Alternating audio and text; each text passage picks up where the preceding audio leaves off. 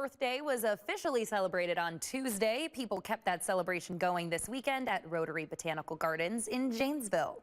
Organizers also call the event the unofficial kickoff to the gardening season. Through interactive exhibits, local environmental organizations, and even some live exotic animals, hundreds of guests learned about local conservation efforts and sustainable living. Education specialist Kim Lewis says that teaching the next generation of nature lovers about conservation is important. You know, it's extremely important that this young generation learns about sustainability and taking care of the planet, what they can do, simple things they can do at home.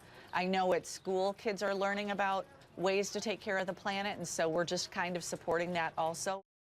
If you want to keep celebrating Earth Day and visit the gardens, you can find a link to all of their upcoming events right on our website.